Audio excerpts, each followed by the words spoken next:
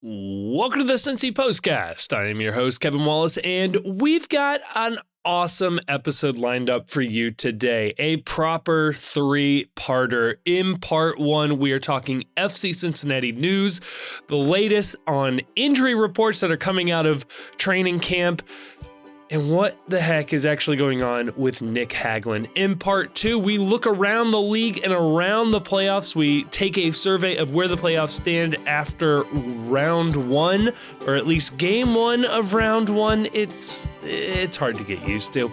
And then in part three, we do our best to preview and predict the New York Red Bulls match this weekend.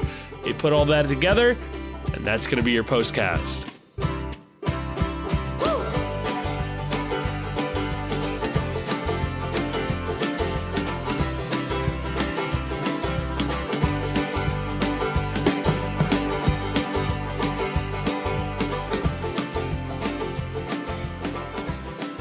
Joining me to talk about all of that and more for the first time in forever, I am joined by two gentlemen here. We've got all three of us, I'd say in the same room, but we never are. I'm joined by the Chief. I'm joined by Grayson.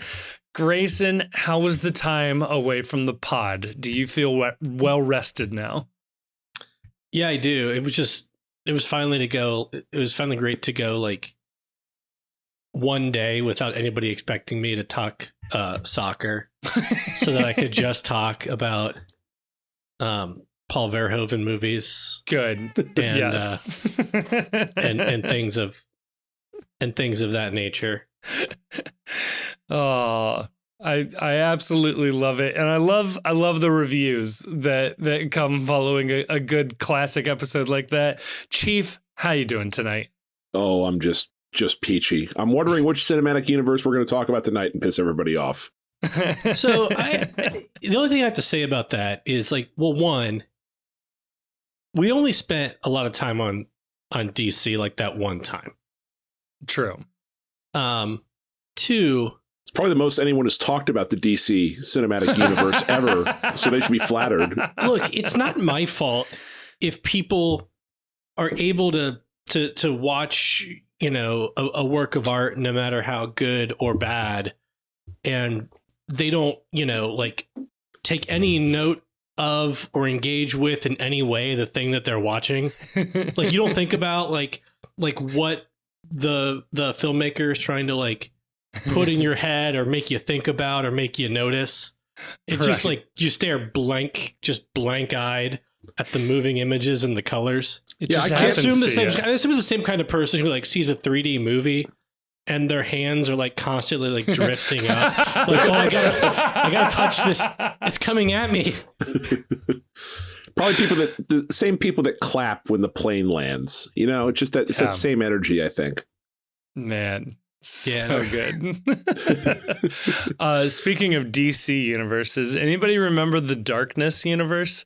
Man, Universal really thought they had something there. And they were trying to redo all the monster movies and everything like that? Yeah.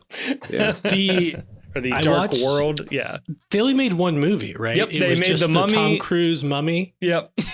And gave up. With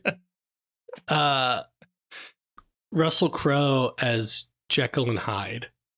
Yeah, they had a Frankenstein, a Wolfman. They were ready to go. The movie that would probably have spawned a cinematic universe if it was made today was the original, not the original, but the remake original of The Mummy, the Brendan Fraser movie. That just feels like a universe that would have really taken off if it was 10 years later, 5 years later, because you got the spin-off movie, you got the Scorpion King, which was atrocious, but I'll watch The Rock do anything. Let's be real on this. There's already been a dark universe with all of those creatures and monsters interacting.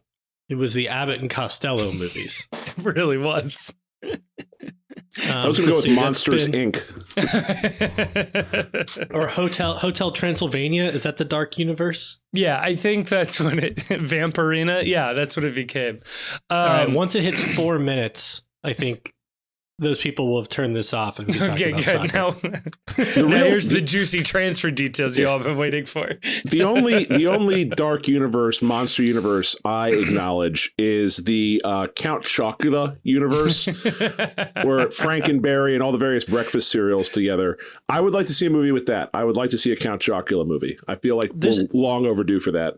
There's actually quite a good book called, I think it's called like A Night in the Lonely October.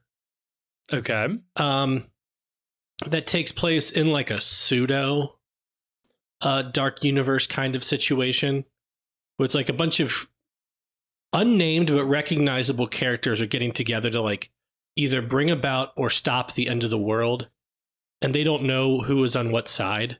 But the entire book, so it's like secret Hitler for monsters. Yeah, they just like are trying to figure out like who is a player and then what side that player is on. Oh, but that's great. It's told entirely through the perspectives of their animal familiars. Interesting.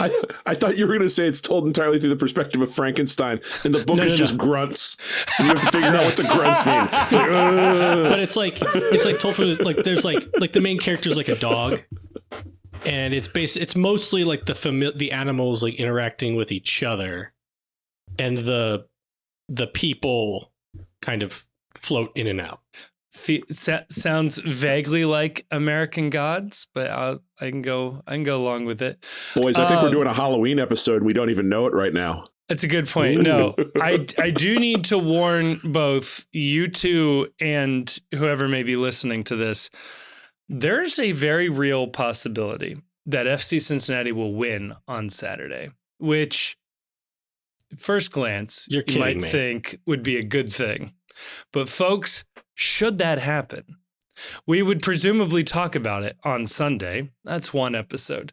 Then we would have a Wednesday, a Sunday, a Wednesday, a Sunday, a Wednesday with no games. I mean, we could just not do any of those. No.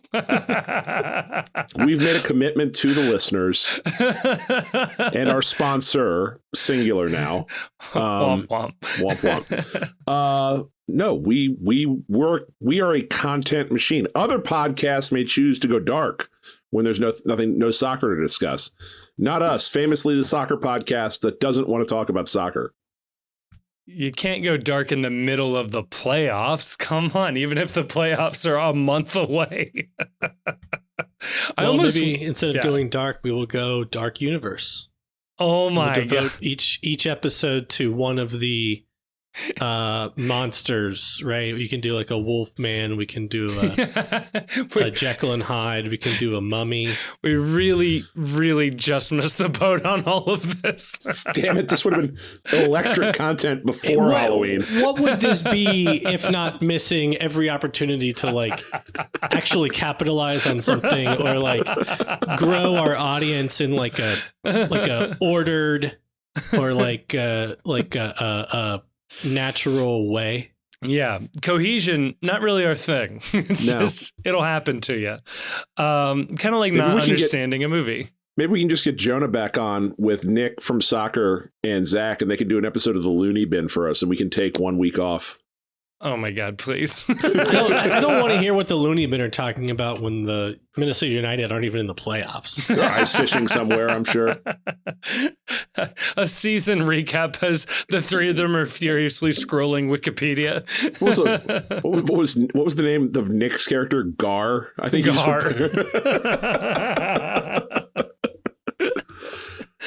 Aw, I miss it. Yeah. So what I'm saying is I hope we lose, just so we got something to talk about for another don't go week. there. No. Here's the fun part. I'll bet if you polled the listener base, even the ones that were upset by 35 minutes of Paul Verhoeven and DC Cinematic Universe content would still pick that over losing a game to the Red Bulls. Very true. So be careful what you wish for out there. Aren't these episodes time-stamped usually? They absolutely are. I didn't timestamp that one. Even if they're not timestamps, there's that 30-second button, or just use your finger, No, I assume that person's not very used to using their finger. No, I assume what this person was doing was spamming the 30-second button. And Jesus Christ, are they still talking about this? they got fatigued before they got to the end. Hey man, you got to build up that stamina. Right. The dexterity. We're helping out the loved ones in your life will thank us.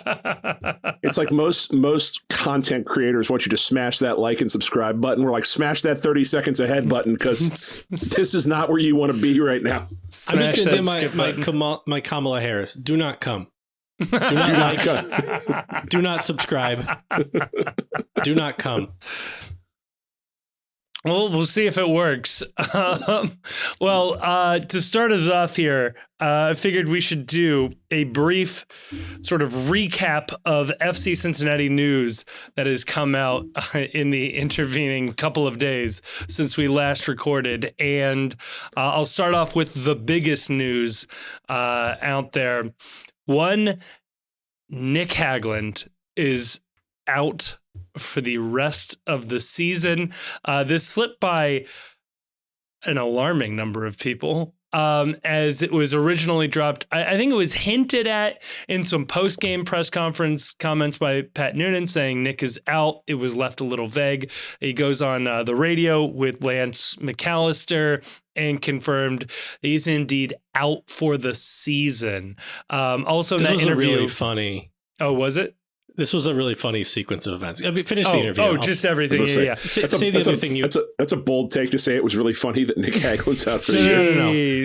No, how this news came out was a really funny sequence of events. Yes. Because so Noonan went on Lance McAllister Tuesday night, Halloween night, and said, for the first time that I'm aware of, anybody in the team saying publicly that Hagglund was done for the season.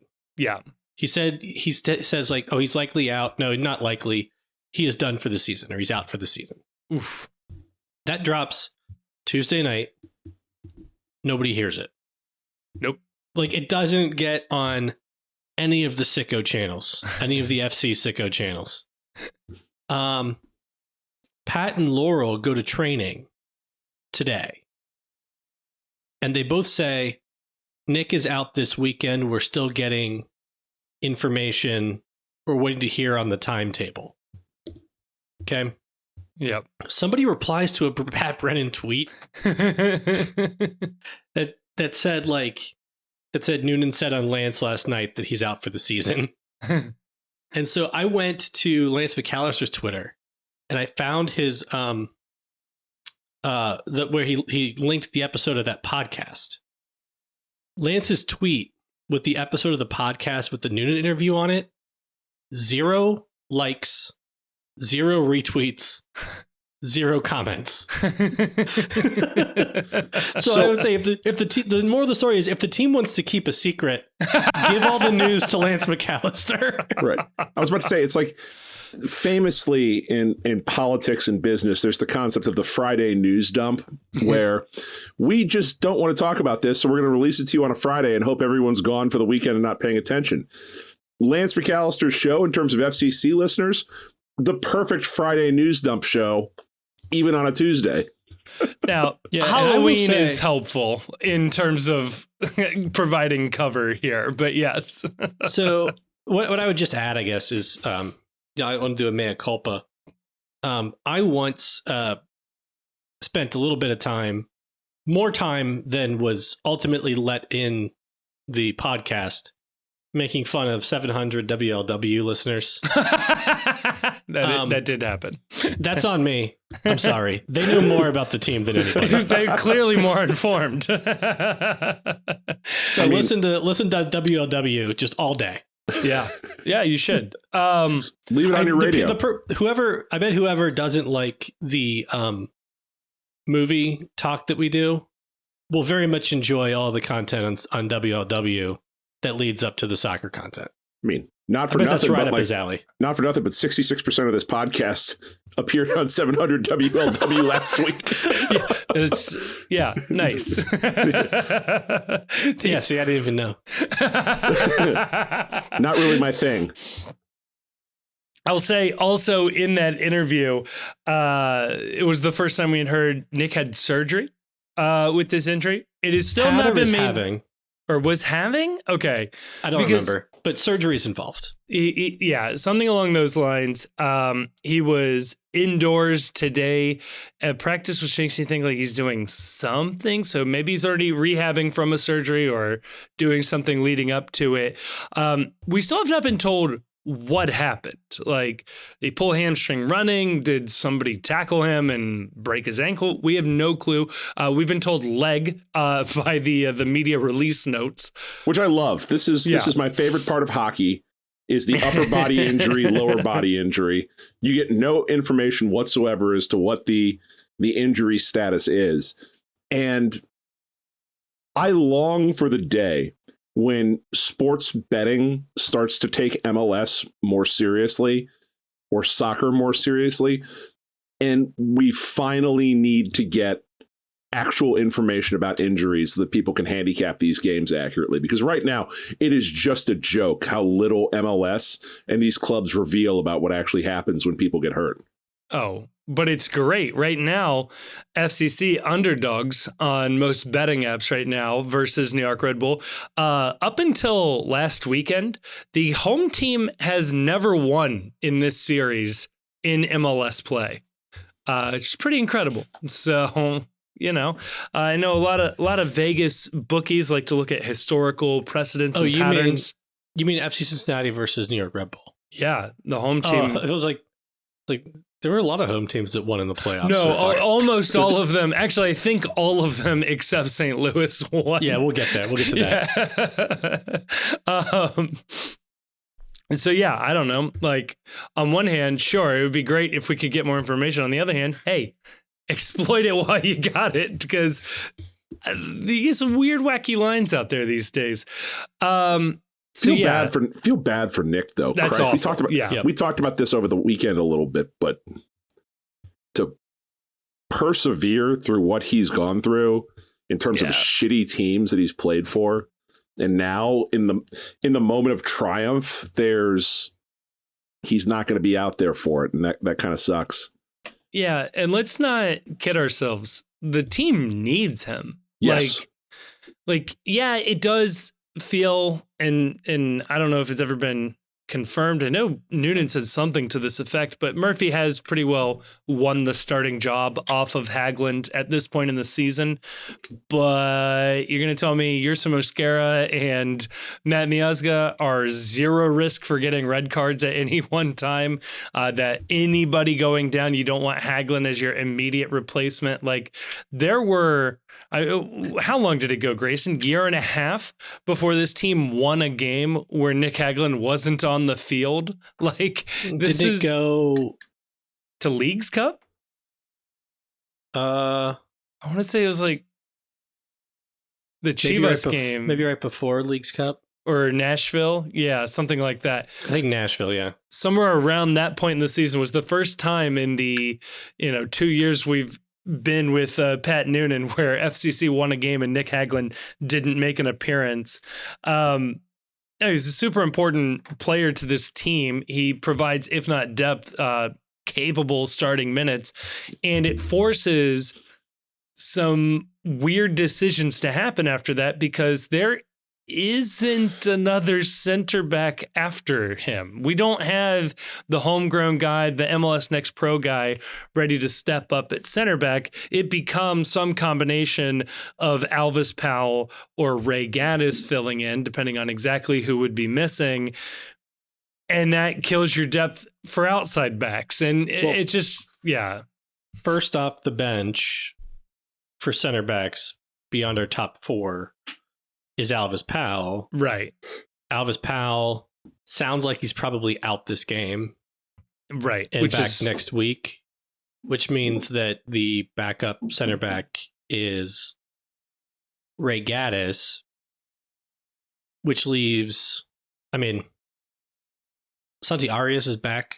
I guess we can mention this too. Santi Arias is back. All of this kind of weaves together with the Alvis Powell news. Training with the group is Arias. Right. that certainly helps because you still have Halsey, Arias, and Barreal able to play on the outside, even if you have to use Gaddis now as a center back. I assume at some point Yuya Kubo plays center back too. I just assume he can do everything on a soccer field. Yeah, I mean, there's also switching to a back four, which I think you, as much as possible, would like to avoid a non-tactical formation change from what has won this team a supporter shield all year. Mm-hmm.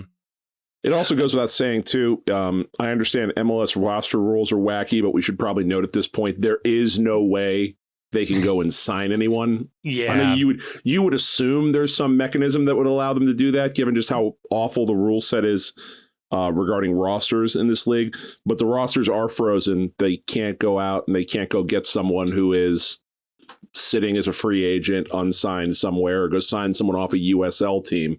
It is what it is at this point. Yeah.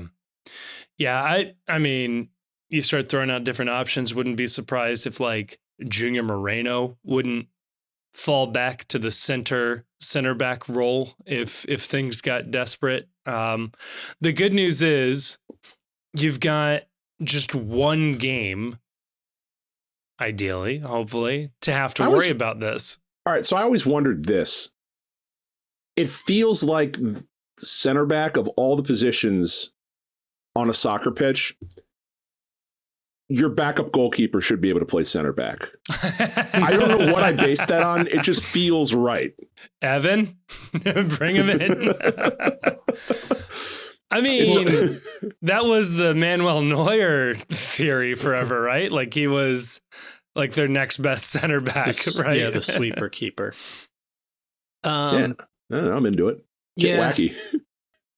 It's all fun in games, though, so they go up to contest a header and just grab the ball because instincts take over. Right.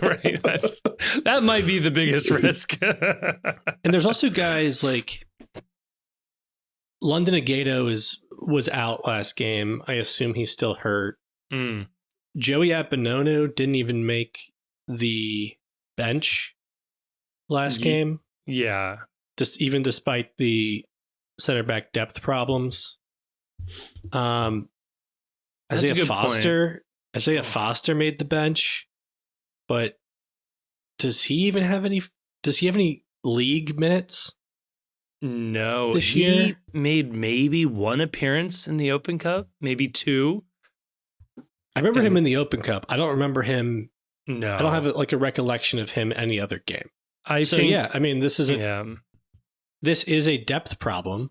Yeah, but barring injury or red card, you feel like there's a pretty good chance it won't come into play.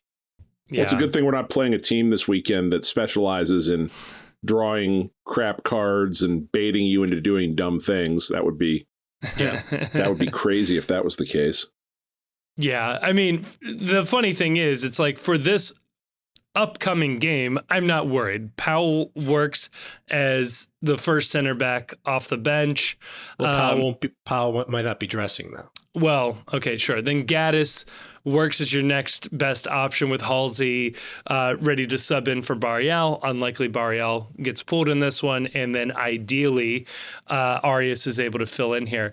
Not for nothing, at one point last year when we were desperate for outside back depth, it was Dom Badji who deputized at left back, I want to say. At least against that Orlando, in that Orlando away match. So there are some weird levers that can be pulled here if things get desperate. And as we previously discussed, Yuya Kubo is probably the actual first alternate for all of these people. So like this is why I wouldn't have announced that he was out for the year. I think, there's a tactical advantage to forcing your opponent every week to figure out whether or not Nick Hagglund might play. I don't know what level of tactical advantage that is, but it's got to be non-zero. The other thing, too, is that this is a valuable missed opportunity that I would like at some point. There are so many soccer players in the world. I can't believe that they can't go and find someone that looks close enough to what Nick Hagglund looks like and just claim that he had a horrendous facial injury, like the David Njoku for the Cleveland Browns, where he burned his face off with lighter fluid, and he showed up like in a mask, where you could put someone in a mask and claim they're Nick Hagland and just sign them for depth. Oh, they call that the John Fetterman.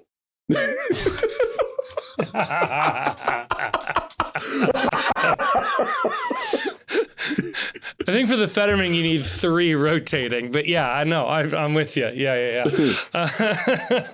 There was a great conspiracy theory too that I saw online, where it's one of those videos that you scroll by from the uncle that you really don't like on Facebook, but you're like, okay, this one, my click has been baited on this one. And it was someone that was claiming that Joe Biden had been replaced by a body double. And they were like zooming in on pictures of his earlobes to claim that he went from having detached earlobes to attached earlobes. That works, though. That's how we proved that the picture Yop Stom said was Yop Stom was not Yop Stom. The ears are the giveaway. Yeah. The ears are the gateway to your soul. They call the ears the fingerprint of the sides of your face. Yeah. So you just make sure you do an ear print matchup before you sign the Nick Hagland replacement. Put him in one of those masks, like, oh, his face is horribly scarred. You can get away with that for at least one game, I think, right? Yeah. So who are you bringing in, and why is his name Forrest Lasso? Faith, family, football. Let's do this. Does Delbridge have long hair at the moment? That feels right. I don't know anything about Harrison Delbridge's hair. I don't know what he's up to. Any other? Should we get into any other FC news? Well, I mean, we have a brand new American citizen to celebrate. Ooh, we do. But real quick on Harrison Delbridge, I'm going to call it medium length. Okay. So we're not at ponytail, but you could certainly you're running a nice long comb through it. Yeah. Anyway. We do have a new American. This is very exciting. Everybody has been waiting for this moment. It is now, the pressure is on Berhalter to do something with this. Dom Badji is an American citizen. The American you didn't know you needed. Bring it on, man. No, this is great for Badji. Yeah, this is a good moment for him. This is obviously something he's been working towards. He's been in the U.S. for a good long while. And this is exciting. The video that the team put out was adorable. I forget who put it together, but somebody got him like an Ohio care package. It was Kimi Ordonez, wasn't it? Kimi Ordonez put it together, but Joey Appanonu gave it to him for some reason. Well, Kimi Ordonez was like that episode of Seinfeld. So Kimi made sure that they knew that he put it together. I contributed. I organized this. But he's from Kentucky, so maybe that's why there needed to be like with the Ohio care package. And Joey Appanonu is from Ohio. Yeah. That's what they needed to tag team that for sure. So actually I Googled Badji a little bit after I saw the citizenship announcement. And I found a tweet thread from his time in Dallas that kind of alluded to his background. And his background is actually really interesting. I guess his dad was and I hope this is right. I'm just going off this tweet thread. If there was like a writer that covered the team, maybe they could ask him some questions and write a story about it. But somebody with access, I don't know who. Not me. Not the Post. No, not the Post. Like, again, like we want other people to do stuff, not us. Yes. But I guess his dad was like a translator in Senegal and met a Peace Corps volunteer. And then that Peace Corps volunteer somehow helped Dom go to school in the U.S. Boston University. No, high school. Oh, high school. Okay. And he had not played. Apparently, had not played organized soccer until he started playing high school.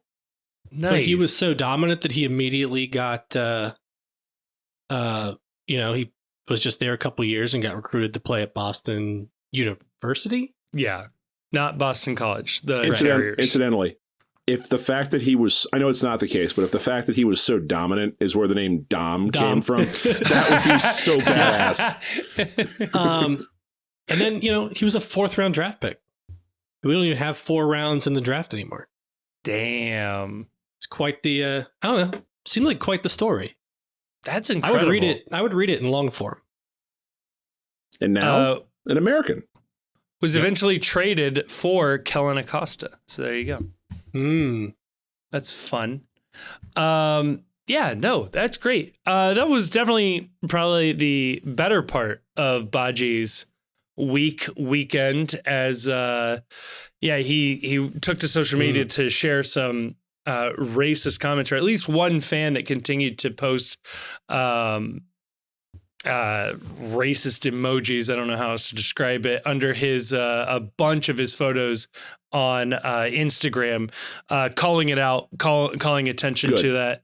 And good on him, and good on him. And it's funny how this is sort of a dichotomy of two very interesting aspects of soccer. On one hand, you've got Dom Badji excited at the prospect of becoming an American citizen. And it's easy to get cynical a little bit, and I'm guilty of this as well, of things about this country. And without getting too political or anything like that, it's neat to see people excited to be American, because I know sometimes you don't feel that way when you live here for various reasons, one way or the other. But it is nice every so often to be reminded of how fortunate we are that we live in this country and that we got to be American just by being in the right place at the right time, and how much of a privilege this is for other people to join this country. And it's cool that soccer allows that to happen, that it allows him a pathway to come to this country and now be part of its citizenry. And that's cool as hell. And on the other side, it's soccer exposes you to a world out there that is so virulently racist to a comic level that you don't see in this country anymore. This country has a race problem, but the race problem in this country is shadowier, a little more innuendo laden. And you can make an argument as to what's better or what's worse. But I remember when Aaron Bopenza signed back over the summer, the mentions on his social media were vile. Yeah. And just the emojis being used, it was the most cartoonish, mustache twirling version of racism. And the fact that people out there are so comfortable doing that in other parts of the world, and even here in the United States, to a professional athlete is just, it's abhorrent. And I'm going to be very clear about this. Fuck you if you ever feel the need to say racist shit to an athlete. Fuck you. If that's you, turn the fucking podcast on. I never want you listening to this show again. Yeah, get out of here. Fuck you directly. And the fact that players like Dom Badji have to open their social media and see shit like that because of assholes like this, it's something. I'm glad the league said something. I wish the league said things more often, because this is not the only time this happens. It shouldn't take Dom Badji saying something and standing up for himself for people to get fucking angry about shit that gets said. Yeah. And obviously it's not something anybody should have to deal with ever. But people in public positions like this get more of that attention. And it can't be, it's like his post about it was very eloquent. About how hard it is for anybody to have to see something like that. Especially like they were under some of the comments were on pictures of him and his daughter. Yeah, family photos, nice moments. Oh, yeah. It's one of the it's awful. And so like anybody who does anything like that, they deserve to have their face put out there. Yeah. Those people should not be allowed to come to an MLS game again, to the extent that you can prevent that, right? If they have a season ticket account, if they have a SeatGeek account, strip all that. Ban them, permablock them, all of that. Absolutely. And I mean, good on just the outpouring of support from the FCC fan base. And like and you said it before with the Bupenza comments, keep it up in terms of reporting people, clapping back at these fucking assholes, report as much as you can, show love to the players wherever you see anything like this. Like, just try to be an overwhelming force for good in the opposite direction of this. It's just, it doesn't need to be. I wish the league, I wish there was more of this energy without Dom Badji having to say something about it. Right. Mm-hmm. And I'm not calling for people to be, monitoring social media. And like, I'm not calling for the outraged police, like going and looking for a fight. But you don't have to look hard on a lot of the social media profiles of higher profile minority athletes to see just vile shit like this. And I wish the league kept up a little more of that energy, looking out for the players who don't want to speak up and don't want to call attention to it. Dom Badji shouldn't have to bear that weight. He shouldn't have to put himself out there and comment on this. It shouldn't have to fall on him. I'm happy he did. I hope that doing that was something that made him feel empowered about his situation and taking control of it, or whatever reason that he did it. I hope that it made him feel better about it, but he shouldn't have to be the one that speaks up. Yeah. It's like a catch-22 when you speak up, right? Because, he got a lot of really nice posts and responses to that. But obviously, every single one of those is an alert that brings him back to the post where you see those messages, right? Right. But I don't know what else you can do because I know I and a lot of other people immediately went to Instagram, found this account, and reported it, which is what also I was doing with other people as well, obviously, but was doing with the Bupenza comments. Yeah. I was going to Google Translate in Arabic, and I was just fighting with these people. Hey, we're all doing our part. Yeah, if I am ever going to be canceled, it's because someone reads back what I was writing to these people. Yeah, you got to make clear, like, just because you see me writing in Arabic, please hit Google Translate. Before you call the FBI, right. Hit Google Translate. Just take a look. It's badly translated, so... Yeah, but I mean, Chief, to your point, like, look, like you said, you can't expect people to be on at all times, but it is a shame looking back that there wasn't a more, public pushback from, the team and above with the comments under Bupenza's posts. And we've seen similar things as well over the years. So I just want to know these people's names. Like, I know Dave Flexner's name, and I'm going to bring that up all the time. I hope his kids listen to this. I hope his friends listen to this and know that I'm going to say again, Dave Flexner is a racist weirdo that can't go to FC Cincinnati games. If you want to say shit like that, your name and your face should be public. Sorry, you forfeited your right to anonymity the minute you start going after someone for the color of their skin or some aspect of them beyond play. Even if you go after for play on the field, you're still a fucking heinous weirdo if you start adding players. But beyond that, no one should have to deal with this. Yeah, just as like a general rule, like, obviously the racism is an extra level of shittiness in deplorable human being. But don't tweet at players your criticism, you fucking weirdo. Like, we say not great things about players sometimes. I think in the last episode, I said I can't wait for the team to move on from Yuya Kubo. I love Yuya Kubo as a person. I would never tweet at him if he missed a pass or something. I see people do this all the time. Knock it off. That's weirdo behavior. Stop it. You're not the coach. Yeah. No. You're fans. So do what fans do. Complain out of sight. Yeah. Yeah. Just don't go tagging people with your shit. So how's that for an FCC news roundup? Is there anything else we're missing? No, just fuck the Red Bulls. So true. We'll get to them in a moment. In part 2, let's take a quick look around the rest of the league and these lovely, awesome, fun playoffs, shall we? We shall. All right, that's over in part 2.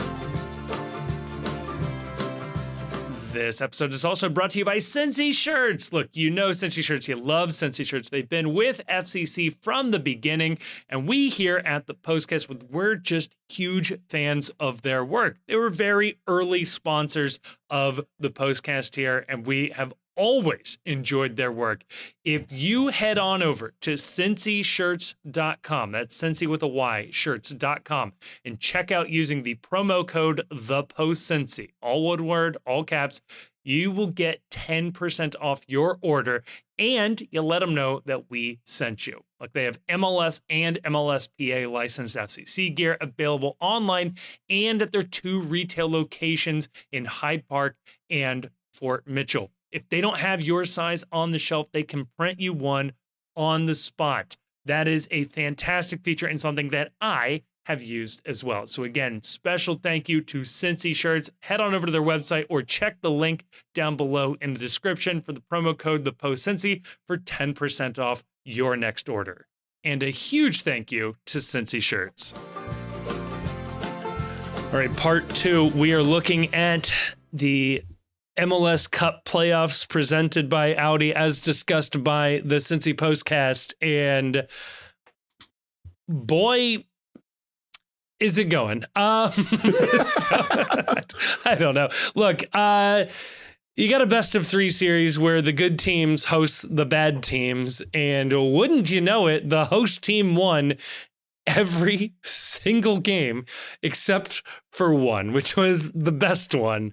In particular, we're Sporting Kansas City. The play-in 8 seed beat St. Louis City 4-1 in St. Louis. Now they go to Kansas City for that one. Just incredible.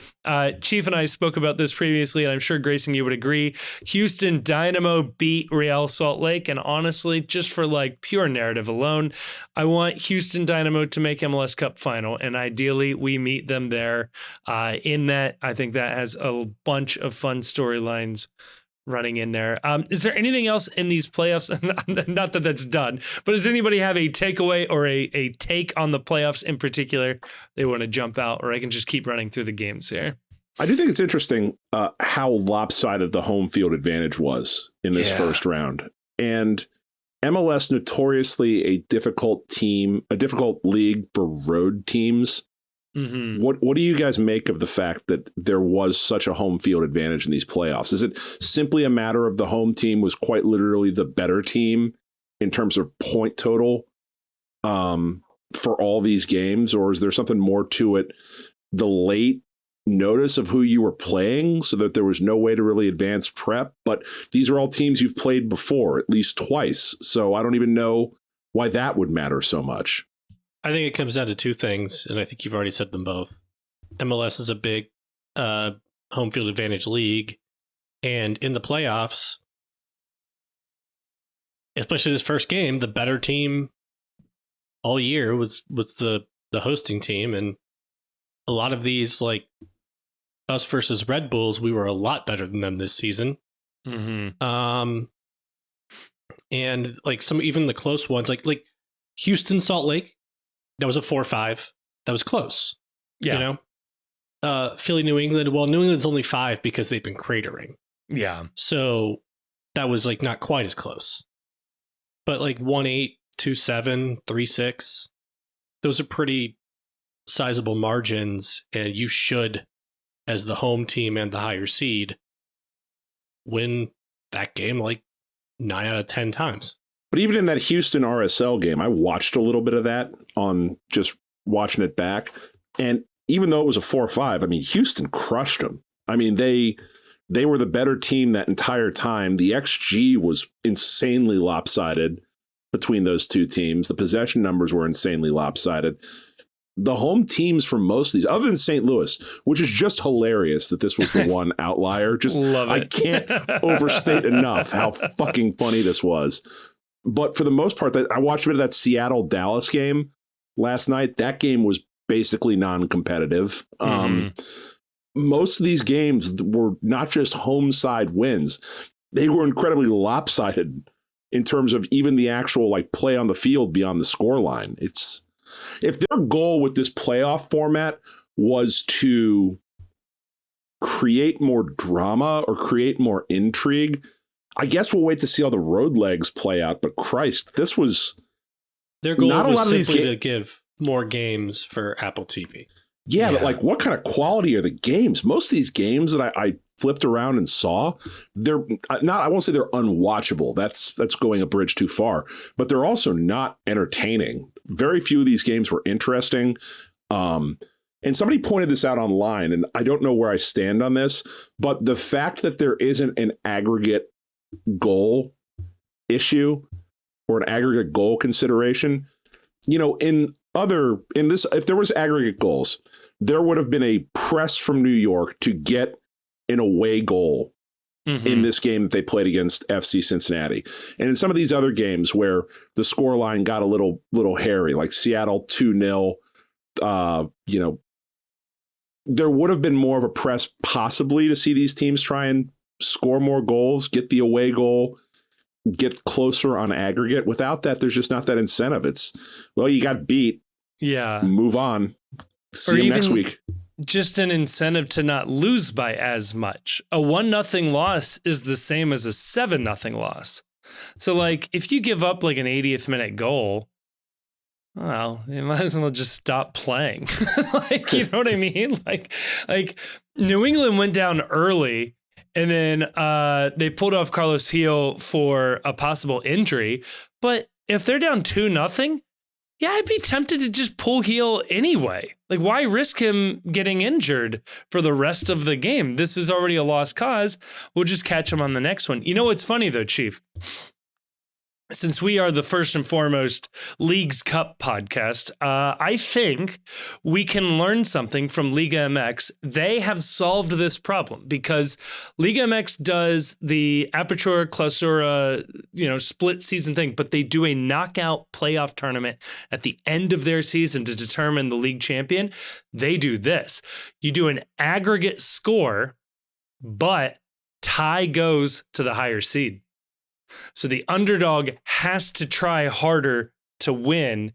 The higher seed gets the reward and has to just sort of sit back and absorb pressure or destroy the lower seed. You're talking my language now. This is pro wrestling. This is champion's advantage. You got to pin the champ. You can't win by count out. Yeah. You can't win by disqualification. You got to knock the champ out. No silly away goals to worry about or anything like that. You do home and home, aggregate score, tie goes to the top seed. Pretty easy. I don't hate that at all. I don't hate that in the slightest. Yeah. It would be fun, too, if it was on the 0-0 tie. It's just neither team advanced and it was a bye week for whoever's playing next. I like that, actually. You better score a fucking goal. Somebody's got to score. This is all for nothing. Yeah. I don't know. I've found, like I said, maybe things will get spicier when some of these teams have to go on the higher seeds have to go on the road. Yeah. I hope that's not the case for our sake. I don't want spicy. I want boring and workmanlike. But true. I don't know. Did you guys watch any of these other games? I tried to because it's the first time all year where there was an opportunity to watch more. To actually watch, yeah. To watch MLS. Shocking. And just, I don't know. Like, I caught a little bit of that Philadelphia New England game, too. And New England is bad. New England is not good. Yeah. Like, that's a team I would have loved to have gotten them in the first round instead of New York. That would be, we were talking about the call your opponent. Yeah. Oh, you call New England first out of everybody in the East right for out of the sure. Oh, hell yeah.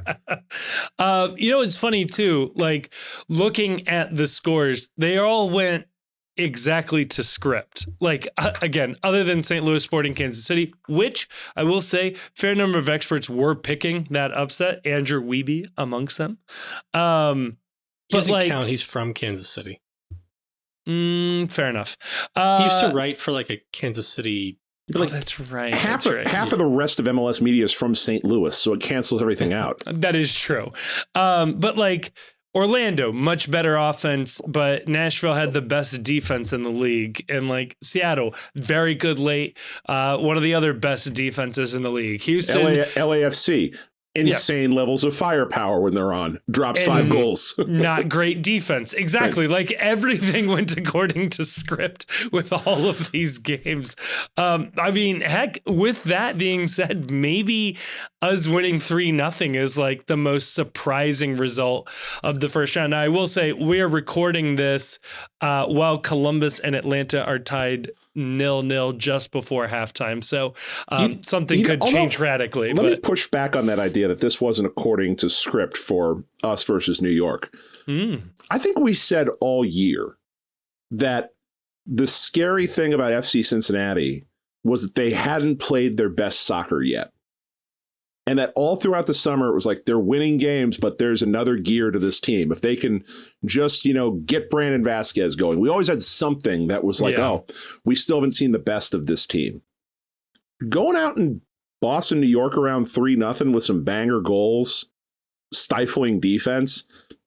Isn't this kind of what we were expecting eventually this team would start looking like at some point this year? A little bit? I don't really think so. Because I was going along with it. New York had a lot of shots and opportunities. We just did a good job defending. We did score 3 goals. 2 of them were spectacular, and one was very good. The second goal, spectacular in the sense that it was like kind of a unusual series of events, right? Yeah. A 0 XG shot. Yeah. But also New York was a team that we had played only heavily rotated all season and beat them twice and lost to them once. This was a less rotated lineup than we've had in any game against New York Red Bulls all year. And I think it just shows we play more of our starters against a team that's not very good, especially as a team that hasn't really been lethal, right? At punishing teams, or finding magic moments. Yeah, we should beat them. With the lineup that we put out, even though that lineup wasn't even a full best 11. Yeah. I would still say that we should beat them with that lineup we put out, home or away. Yeah, especially considering they're missing Ndam. So, that's a huge... Well, they're missing Lewis Morgan, who is the guy who in fairness, they are missing a piece. He's the guy who's most capable of punishing mistakes. Bradley Wright Phillips ain't walking through that door, fellas. No, Thierry Henry ain't walking through that door. Sasha Klestin ain't walking through that door. Josie Altidore. Maybe Patrick Klimala, or the equivalent, is walking through that door. Did we say Sasha Klestin isn't walking through that door? Right. Yeah. Matt Miazga is walking through that door, but he's playing for the other team is the thing for them. Yeah. So yeah, there we go. I think this pivots nicely to discussing that New York Red Bulls match. Is there anything else we wanted to touch on the playoffs generally? No. I don't think so, except I'll be very happy to see St. Louis drummed out. God, especially the 4-1 is particularly great. Again, with all of the Berkey for MVP to give up 4 goals. It's just chef's awesome. Kiss. Just a chef's kiss. couldn't ask for a better thing. There is something that's deeply annoying that if the East goes chalk, that's just, couldn't we get one upset here somewhere? Yeah, Atlanta over Columbus. Please. Atlanta over Columbus would be awesome. Come on, New England. You got it in you. Nashville over Orlando, maybe? What would MLS do? What would MLS do if Bruce Arena came back in a disguise and coached New England in the playoffs? We're really on this disguise thing. It's because it's the day after Halloween. I'm just thinking what's on the mind. What if just there's a shadowy figure sitting on the bench and you don't know who he is, and it's really just Bruce Arena coaching. Will they make him forfeit games? MLS told him they had to ask for permission to come back into the league. They don't. Here's the thing, though. I'm a big beg forgiveness guy versus ask permission.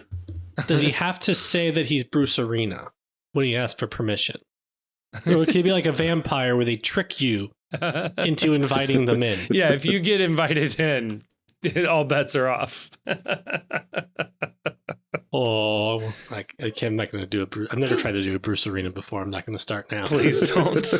All right, let's drop this immediately and head on over to part 3, where we will discuss the final road game of the 2023 MLS season for FC Cincinnati.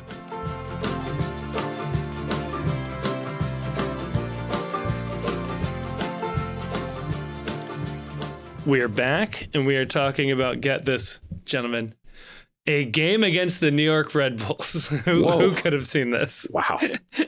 We never play these guys. You ever notice how there's some teams in the league that we just don't play often enough? I found myself saying the other day, man, I wish we played New York more. Said no one ever. I will say on this front, a lot of good suggestions for the rivalry name. I really liked the P-Funk Cup with the Parliament Funkadelic Bootsy Collins connection there. That's just because Kivy is like desperate to incorporate P-Funk into something regarding this team. This would be a nice win for him, I think. Yeah. He needs this. The battle for Old Tippecanoe, as Harrison, New Jersey, where they play, is named after William Henry Harrison, a famous, I'll say, Cincinnatian president who had a uncomfortable record with the native population in the United States. He does have a statue on the way to like Sevierville. Not Probably. Sevierville. What's the one at Sedumsville? That sounds like the same place. I assume that Harrison Avenue is named after him, and that's like a West Side landmark. Yeah. Yeah. Yeah. Yeah. So Battle for Tippecanoe. I liked Blood Feud. Blood Feud is nice. Which was Carter's turn of phrase in his article. Blood Feud feels very college football rivalry name. Like, that's okay. I'm fine with that completely. Like, it sounds like if you told me the Blood Feud was the official title of the South Carolina Auburn game every year in the SEC, yeah, sure. I would go with it. I would have no reason to doubt that. They're red, we're blue. Oh yeah, this is oxygenated and unoxygenated Blood Feud. Yeah, that's the obvious connection here. Yeah, right, clearly. Yeah, my vote is for Blood Feud. I'm going to refer to it as the Blood Feud. Allegedly, this is a fairly popular hockey rivalry, but I don't know anything about hockey. What that is. So it doesn't exist to me. Is that the thing that high school girls play in skirts? It's the lower body, upper body. The lower body, upper body rivalry. Somebody else brought up on the Discord the obvious connection of the Roebling suspension bridge with the Brooklyn Bridge. So the Roebling rivalry, which I thought was... What about the suspension of disbelief? No, I like Blood Feud. The Blood Feud. I think Blood Feud is what I'm going to call it. I think Blood Feud 2 can also refer to like the fact that Matt Miazga moved from Red Bull via Europe to FCC. Frankie Amaya moves from FCC to New York Red Bull. Like there's Hunter Freeman. Yeah, there's tons of movement there, but like two of the more prominent moves are sort of like turncoaty. Not that Miazga really had a choice in the matter, but I think it adds to it. I like Blood Feud a lot. So the Blood Feud, we need a good trophy. We do need a trophy. That was what I was going to say, is that step 1 is picking a name for the rivalry. Mm-hmm. Step 2 is creating a fan-made trophy for the rivalry. Step 3 is a machete. I mean, gotta be hard to get on an airplane. A dull machete. A dull machete. Okay. How dull does a machete have to be before they let you bring it on the plane? Like, presumably you can bring a lump of metal So can you somewhere between lump and knife. Can you please at the TSA from the Post Cincy Twitter and ask how dull does a machete have to be before I can carry it on a plane? Surely that's defined somewhere in a rule book. In this episode Cuccio of the Postcast, Kevin. Oh, fuck, really? God. Yeah. What to say? Kevin gets on the no-fly list as Cuccio scores. No, I thought you were saying something else. Man, that's inappropriate. That puts a real damper on this. Anyway, Blood Feud. The Blood Feud carries on this weekend with the exact same team. I don't know that they're missing anybody. We will apparently be missing Alvis Powell, but we'll be probably gaining Santiago Arias. Feels like an upgrade, but still sucks to be down the depth. What about Pupenza? You going to start? Oh man, this was the debate last week. I think Dom Badji got his citizenship. I think you roll with the hot hand and you try to incorporate Pupenza in over the month-long break you have before you face Philadelphia. Yeah, I'm also just tired of immigrants taking American jobs. Oh my God. So just immediately switches. So I'm happy for Dom to keep the starting job. Man. It's caravan season. 'Tis the season. It's me and Landon Donovan. I mean, it is. Never mind. I don't want to get into politics. That's been like. I don't want to get into politics, but that's a pet peeve of mine. Is the hating on dual national players or naturalized players in the national team. Yeah. That's that was like big. Did people still do that? That was big during the Klinsmann years where everybody got all mad. People still bring it up. Yeah. People not named Alexi Lawless. Yeah. Yeah. It's still a but also Alexi Lawless. But like Landon Donovan has brought it up. Abby Wambach has brought it up. And what kills me is like they'll say something like that person's like not really American, or like that person's, even like not American. Right. That's insane to me. Like it's like the only thing to be. Like the only requirement to being American is like having American citizenship. It's like the only literally took a test and has a piece of paper. It's like the only place. It's like the only place in the. Well, I'm not gonna say the only place, but like it's like one of the few places, right, where there's not any other criteria. Right. Yeah. It's you are or you are not, and there's no defined, language or look, dare I say, a melting pot of a nation that sort of welcomed anyone and everyone to find their opportunity. Yeah, sometimes you get nostalgic for the old version of America that seems to have been completely lost to the sands of time. Do you believe you could pass a citizenship test right now, though? Chief, I think you just found your he who shall not be named punishment. Ooh, punishment number 3. You got to take a citizenship test. Post your results. You can find practice. I think you can find practice tests online. I don't know the results of it. Does Badji have his test score, and can you beat Badji's score? I think that should be the measure. We don't have it. I know it's not out. I'd be surprised if we. Do you think there's anyone at the club that knows? Because if I submitted my score to someone at the club, do you think someone could just give me a thumbs up or a thumbs down as to whether or not I won? That's fair. Yeah. You got to run down after a game and it looks like you want to sign an autograph, but you're actually showing him like your homework. Dom, did I beat you? Dom, did I beat you?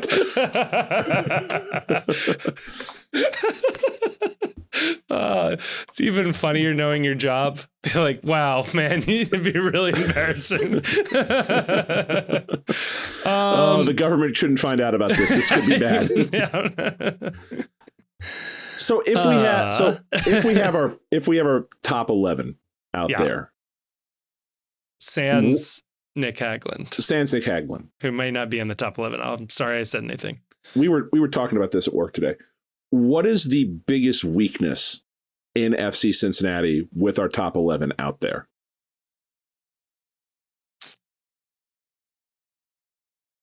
Getting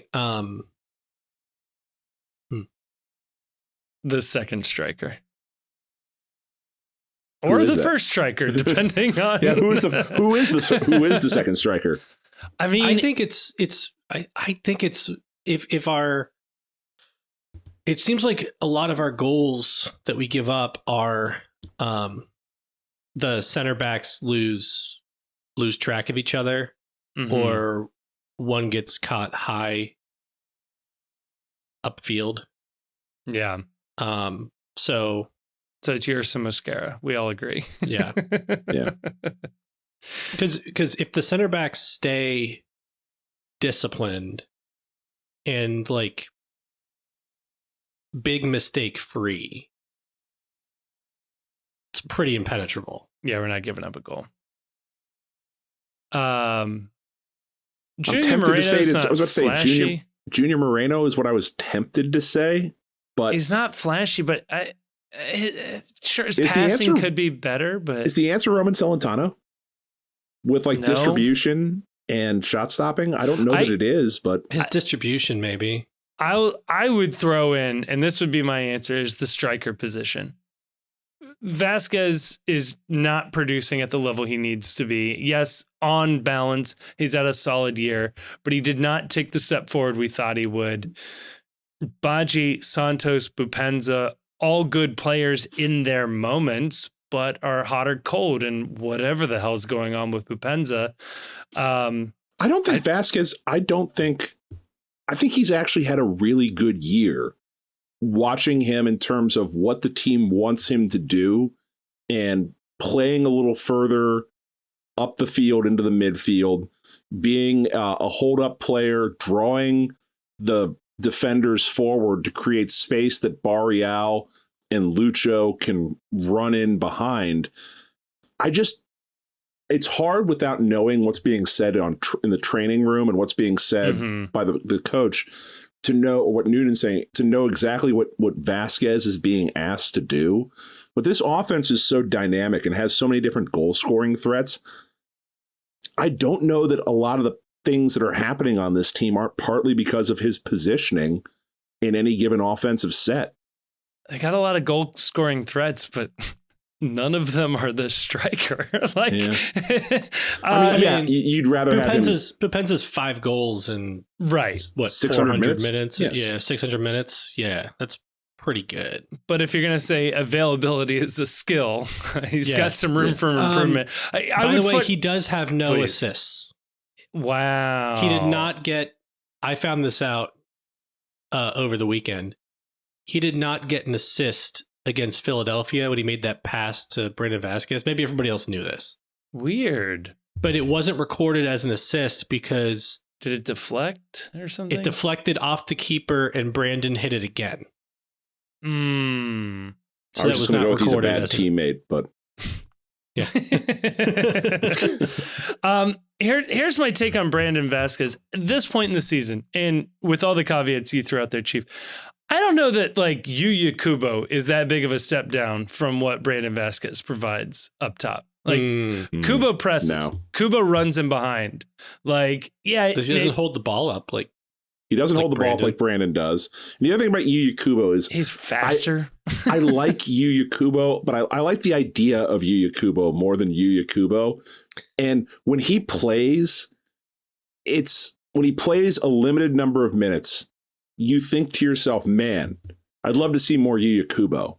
And then when you see more Yuya Kubo, all you can think of is, oh, this is why this guy plays limited minutes. So I'm not going to say that. But I think he's faster with the ball than Brandon. I'm not sure he's faster just like sprinting downfield than Brandon. Sure. We saw Brandon like way outrun Aaron Long last year in the playoffs. True. But every time there's a promising counterattack. I think they said Brandon was he reached the fastest speed of any player that finished in a goal. That finished in that player scoring a goal in all of MLS obvious. last year. He's Bowser. Like the cart doesn't accelerate as fast, but it hits a higher top speed. Yeah, there you go. That I believe. No, it's just like every time we have a promising counterattack, he gets the ball and it's just like, oh, yeah, no, this is dead. Like he's going to have to stop. The whole defense is going to catch up. Yeah, so he's Bowser. Lucho is Princess Toadstool, I want to say. Like fast, wiry, doesn't have a great top speed. He gets caught from behind a lot. I noticed that Lucho, he's great with the handles, but this makes him Toad in this case. He's got all acceleration, no speed. He can start. I thought Yoshi and the princess were the all acceleration, no top speed. Maybe. I have no idea. It's been a while. Yeah. I always thought Toad was that guy.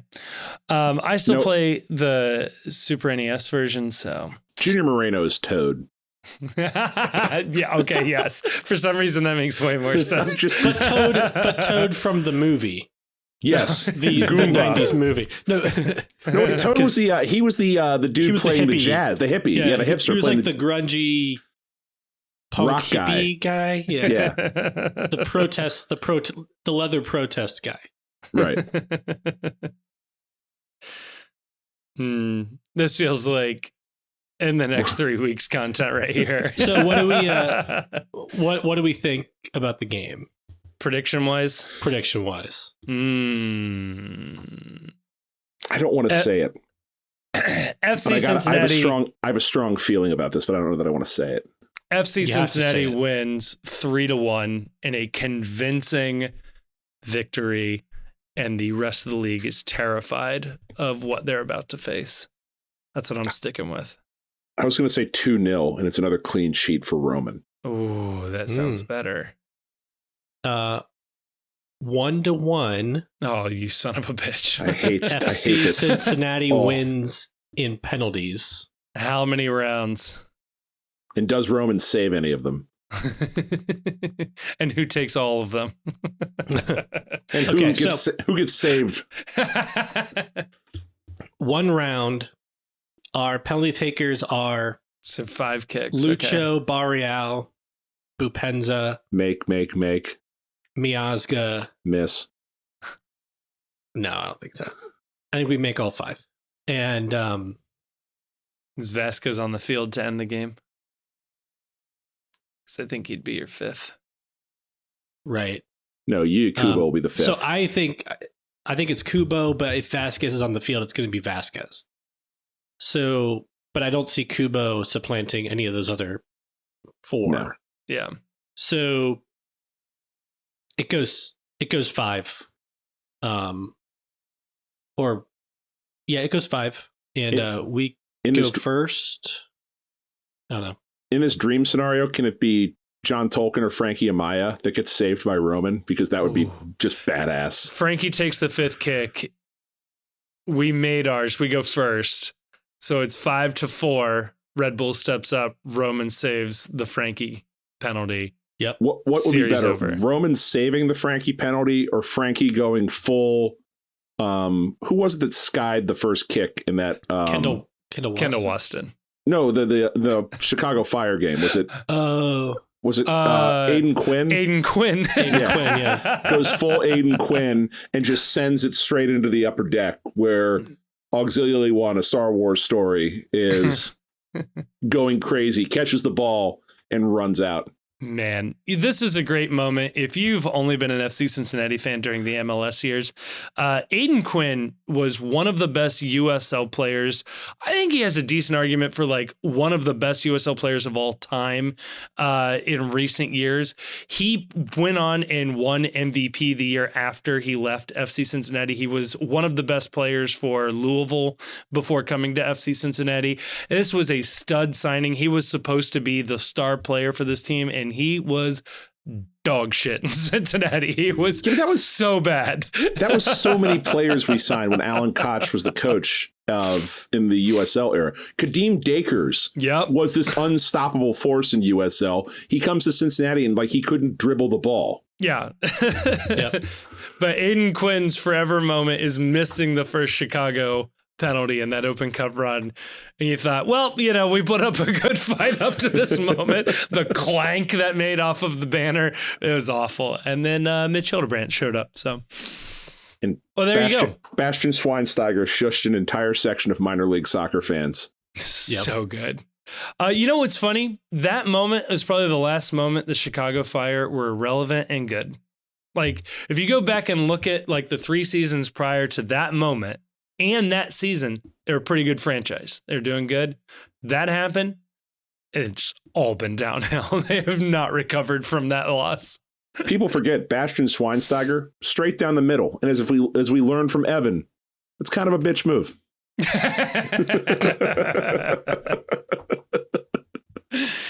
Oh, man.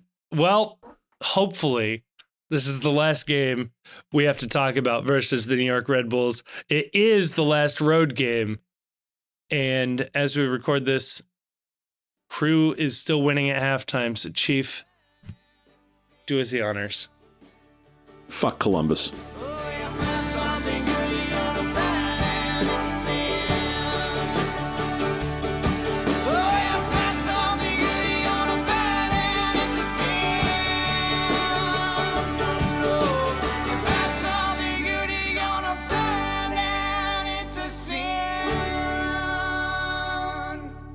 Thank you so much for listening to this episode of the Cincy Postcast, which is a production of the Post Cincy. You can check us out at thepostcincy.com for all of our written content, as well as links to our social media.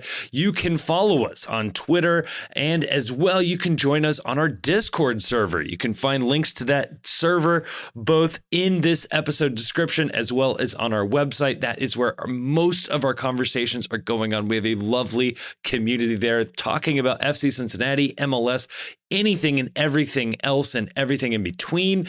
We also want to give a huge thanks to Jim Trace and the Makers for providing all of the music you've heard throughout this episode. They're an amazing local Cincinnati band. Again, more information about them is in the description of this episode. And if you enjoyed what you listened to, and you've made it to the end, so I'm going to assume you liked it, or you just can't reach your stop button, please like us, review us, subscribe to us wherever you are getting your podcasts. That is going to be really, really helpful. But more importantly, share this with a friend. A personal recommendation helps spread a podcast so much further. So please share this if you know somebody in your life who's an FC Cincinnati fan, an MLS fan, somebody that you think would enjoy this. Pass it on over. Thank you so much again for listening. It blows me away that people continue to listen to us. And thank you so much again.